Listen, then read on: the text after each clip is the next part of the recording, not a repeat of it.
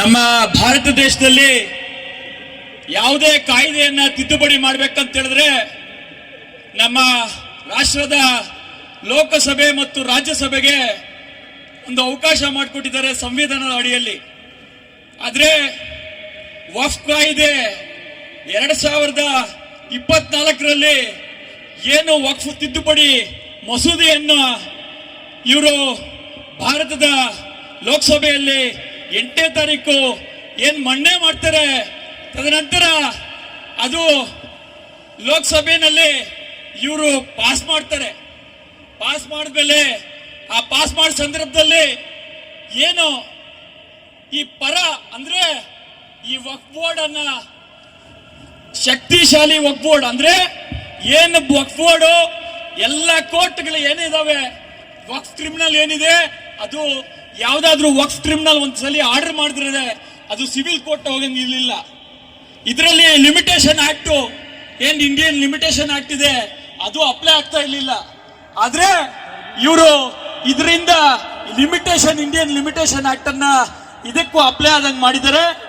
ಇದರಲ್ಲಿ ಏನು ಲೋಕಸಭೆಯಲ್ಲಿ ಈ ಬಿಲ್ಲು ಮಂಡನೆ ಆದ ಸಂದರ್ಭದಲ್ಲಿ ಪರವಾಗಿ 288 ಜನ ಪರವಾಗಿ ಮತ ಚಲಾಯಿಸಿದ್ರೆ, ವಿರೋಧವಾಗಿ ಈ ಭಾರತ ದೇಶದಲ್ಲಿ ಜಾತ್ಯತೀತ ವ್ಯವಸ್ಥೆ ಮೇಲೆ ನಂಬಿಕೆ ಇಟ್ಟಿರುವ 232 ಜನ ಲೋಕಸಭಾ ಸದಸ್ಯರು ಇದನ್ನ ವಿರೋಧ ಮಾಡಿದ್ದಾರೆ.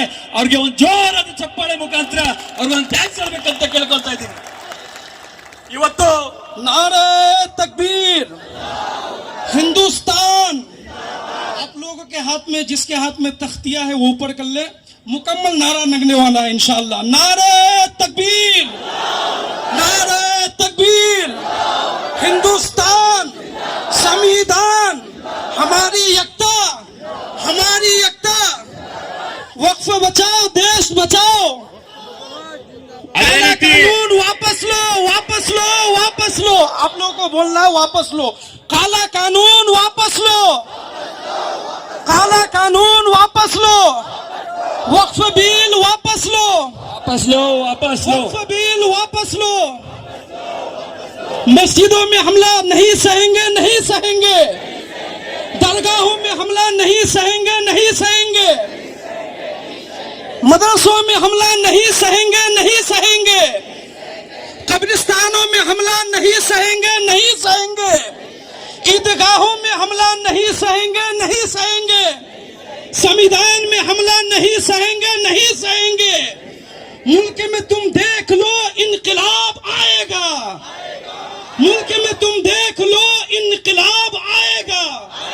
मस्जिद के मिहराबों से इनकलाब आएगा, मस्जिद के मीनारों से इनकलाब आएगा। गलियों से बाजारों से इनकलाब आएगा। खेल के मैदानों से इनकलाब आएगा, खेल के मैदानों से इनकलाब आएगा। बारिशों में, बरसातों में इनकलाब आएगा। आंधी में, तूफानों में इनकलाब आएगा। नारे तकबीर। हिंदुस्तान जिंदाबाद, कर्नाटका जिंदाबाद। ಮತ್ತೆ ಏನ್ ರಾಜ್ಯಸಭೆಯಲ್ಲಿ ಈ ಬಿಲ್ ಅನ್ನ ರಾತ್ರಿ 2 ಗಂಟೆಗೆ ಯಾರಾದ್ರೂ ಬಿಲ್ ಪಾಸ್ ಮಾಡಿರೋದು ನೋಡಿದೀರಾ? ಅದಕ್ಕಾಗಿ all India personal law board Hyderabad ನಲ್ಲಿ ಹುಟ್ಟಿದ್ರು ಕೂಡ ನಮ್ಮ ರಾಷ್ಟ್ರದ ರಾಜಧಾನಿ ಡೆಲ್ಲಿಯಲ್ಲಿ ಕೂತ್ಕೊಂಡು ಇವತ್ತು ಕಾನೂನು ಅಡಿಯಲ್ಲಿ ಇವತ್ತು ಹೋರಾಟ ಮಾಡ್ತಾ ಇದೆ. 100 ಜನಕ್ಕಿಂತ ಹೆಚ್ಚು ಜನ ಇವತ್ತು ಸುಪ್ರೀಂ ಕೋರ್ಟ್ ನಲ್ಲಿ ವಾದ ಮಾಡ್ತಾ ಇದ್ದಾರೆ. ಅವರು ಕೇಸನ್ನ ಫೈಲ್ ಮಾಡಿದ್ದಾರೆ. ಅವ್ರಿಗೂ ಕೂಡ ಒಂದು ನಮ್ಮ ಕಡೆಯಿಂದ ಒಂದು ಧನ್ಯವಾದಗಳು ಇರಲಿ. ಅದೇ ರೀತಿ ಈ ಒಂದು ಕಪ್ಪು ಕಾನೂನಿನಿಂದ 9 ಲಕ್ಷ ಜಮೀನಿನಲ್ಲಿ 5 ಲಕ್ಷದಿಂದ 6 ಲಕ್ಷ ಜಮೀನು ನಮ್ಮ ಹತ್ರ ಡಾಕ್ಯುಮೆಂಟ್ಸ್ ಇಲ್ಲ ಅಂತ ಅವರು ಡಿಸಿಗೆ ಏನೋ ಪವರ್ಸ್ ಕೊಟ್ಟಿದ್ದಾರೆ. ಆ ಡಿಸಿ ಯಾರಾದ್ರೂ ಅವನು ಏನಾದ್ರು ಸ್ವಲ್ಪ ಅವ್ರ ಫೇವರ್ ಆಗಿದ್ರೆ ನಮ್ಮ ರಾಜ್ಯದಲ್ಲಿ ಯಾವತ್ತವರೆಗೂ ಈ ಕಾಂಗ್ರೆಸ್ ಸರ್ಕಾರ ಇರುತ್ತೆ, ಅವತ್ತವರೆಗೂ ಈ ವಕ್ಫ್ ಕಾನೂನು ಇವ್ರು ಏನ್ ತಂದಿದ್ದಾರೆ ಅವತ್ತವರೆಗೂ ಜಾರಿ ಆಗ್ಲಿಕ್ಕೆ ಬಿಡಲ್ಲ ಅಂತ ನಮ್ಮ ರಾಜ್ಯದ ಮುಖ್ಯಮಂತ್ರಿ ಆದಂತ ಸಿದ್ದರಾಮಯ್ಯ ಸಾಹೇಬ್ರು ಹೇಳಿದ್ದಾರೆ. ಅವ್ರಿಗೆ ಜೋರಾದ ಚಪ್ಪಾಳೆ ಮುಖಾಂತರ ಒಂದು ಅವ್ರಿಗೂ ಅಭಿನಂದನೆ ಇರಲಿ ಅಂತ ಈ ಸಂದರ್ಭದಲ್ಲಿ ಹೇಳ್ತಾ, ಈ ಕಾನೂನನ್ನ ನಾವು ನಿರಂತರವಾಗಿ ಹೋರಾಟ ಮಾಡಬೇಕಾಗ್ತದೆ. ಯಾಕಂತ ಹೇಳಿದ್ರೆ ಇವತ್ತು ಇದು ಪಿಕ್ಚರ್ ಅಭಿ ಬಾಕಿ ಅಂತಾರಲ್ಲ, ಏತೋ ಬಸ್ शुरुआत है, टीचर अभी बाकी है. ಬೇಕೇ ಬೇಕು तो लास्ट नाया ಬೇಕು को बोलना, ಬೇಡ ಬೇಡ के तो उसका ये ಬೇಡ को बोलना. ಬೇಕೇ ಬೇಕು, ಬೇಕೇ ಬೇಕು, न्याय ಬೇಕು. ಯಾತಕ್ಕಾಗಿ ಹೋರಾಟ, ಎಲ್ಲಿ ತನಕ ಹೋರಾಟ, ಬೇಡವೇ ಬೇಡ, ಬೇಡವೇ ಬೇಡ, ಈ ಕಪ್ಪು ಕಾನೂನು ಬೇಡವೇ ಬೇಡ ಅಂತ ಹೇಳ್ಬೇಕು. ವಫ್ ಕಾಯ್ದೆ ಬೇಡವೇ ಬೇಡ. ಇನ್ಖಿಲಾಬ್, ಇನ್ಖಿಲಾಬ್, ಇನ್ಖಿಲಾಬ್. ಈ ಒಂದು ಕಾರ್ಯಕ್ರಮಕ್ಕೆ ನಮ್ಮ ತಾಲೂಕು ಆಡಳಿತ ಕೇವಲ 21 ನಿಮಿಷದಲ್ಲಿ ನಮ್ಗೆ ಅನುಮತಿ ಕೊಟ್ಟಿದೆ. ಅದಕ್ಕೆ ತಾಲೂಕು ಆಡಳಿತಕ್ಕೆ ನಾನು ಮೊಟ್ಟ ಮೊದಲ ಬಾರಿಗೆ ಧನ್ಯವಾದ ತಿಳಿಸ್ತಾ ಇದ್ದೀನಿ. ಅದೇ ರೀತಿ ಒಂದು ಚಪ್ಪಾಳೆ ಇರಲಿ.